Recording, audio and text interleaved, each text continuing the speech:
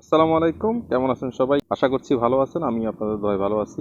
বন্ধুরা, আপনাদের অনেকেরই প্রশ্ন আছে বা জানতে চাচ্ছেন যে আরব আমিরাতে কিস্তিতে গাড়ি নেওয়া যায় কিনা, যেমন আমাদের বাংলাদেশে কিস্তিতে নেওয়া যায়।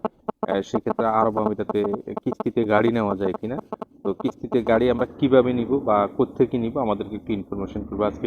সেটি নিয়ে আমরা কথা বলবো। যারা আমার ভিডিওতে জয়েন করছেন, প্লিজ সাবস্ক্রাইব করে দিবেন এবং আপনার পাশে থাকা বেল আইকনটি বাজিয়ে দিবেন, যাতে নিত্য নতুন কোনো ভিডিও আপলোড দিলে আপনি প্রথম দেখতে পারেন। চলুন এখন আমরা মূল ভিডিও শুরু করি। বন্ধুরা, দুবাইতে বা আরব আমিরাতে যদি আপনি কিস্তিতে গাড়ি নিতে চান, তাহলে আপনার প্রথম শর্ত হচ্ছে যে আপনার একটি ড্রাইভিং লাইসেন্স থাকতে হবে। আর যদি ড্রাইভিং লাইসেন্স না থাকে, আপনি কার নামে গাড়ি নেবেন? আপনার তো নিজের ড্রাইভিং লাইসেন্স নেই, আপনি গাড়ি নিয়ে কিভাবে চালাবেন? তো আপনি যদি ড্রাইভিং লাইসেন্স আপনার না থাকে, তাহলে সেক্ষেত্রে অন্য কারো আত্মীয় স্বজন বা আপনার ভালো কাছের আত্মীয় কে আছে, এরকম কারো মাধ্যমে যদি আপনি নিতে চান বা এরকম কারো নামে যদি নিতে চান, তাহলে আপনি কিন্তু নিতে পারবেন। আর নিজের নামে নিলে এখানে লাইসেন্সের প্রয়োজন। তো গাড়ি আপনি কিস্তিতে নিতে পারবেন, সমস্যা নাই। পুরা ইউইর ভিতরে সিস্টেম আছে আপনার গাড়ি কিস্তিতে নেওয়ার। নতুন গাড়িও আপনি নিতে পারবেন, চাইলে পুরাতন গাড়ি যেটা ইউজ কার আছে সেটি আপনি নিতে পারবেন। এটার জন্য অনেক জায়গা আছে, অনেক শোরুম আছে পুরান গাড়ি বিক্রি করার, যেটা শারজাতে এবং শারজাতে সবচেয়ে বেশি।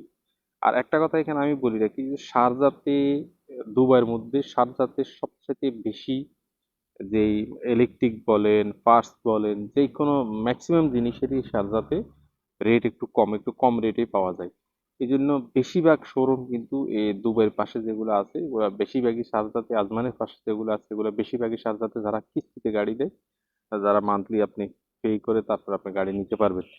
সেখানে আপনার পছন্দ মতো গাড়ি আপনি নিতে পারবেন, সমস্যা নেই। কিস্তিতে আপনি গাড়ি পাবেন, পুরা ইউএইর ভিতরে পাবেন। কথা হচ্ছে যে আপনি যে কিস্তিতে গাড়ি নেবেন, সেটা আসলে আপনার কিভাবে পে করবেন। এখানে আরও একটি বিষয় আছে, সেটা হচ্ছে যে আপনাকে ব্যাংক অ্যাকাউন্ট থাকা লাগবে। আপনার কাছে তারা বারবার ফোন করে আপনার পিছিয়ে পিছিয়ে তারা ঘুরবে না। আপনার ব্যাংক অ্যাকাউন্টের মাধ্যমে আপনার তারা পে নিবে, এবং ব্যাংক অ্যাকাউন্টে আপনার কত টাকা ট্রানজ্যাকশন আছে, কত আপনার স্যালারি, সব কিছু তারা দেখবে। দেখে তারপর আপনাকে গাড়ি দিবে, এবং ব্যাংক অ্যাকাউন্ট থেকে কিন্তু আপনি নিতে পারবেন।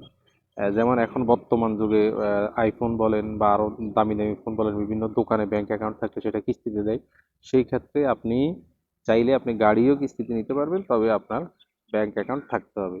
তো আপনাদের প্রশ্ন ছিল এটা যে আসলে দুবাইতে আপনি কিস্তিতে গাড়ি নিতে পারবেন কিনা এবং কোত্থেকে নেবেন।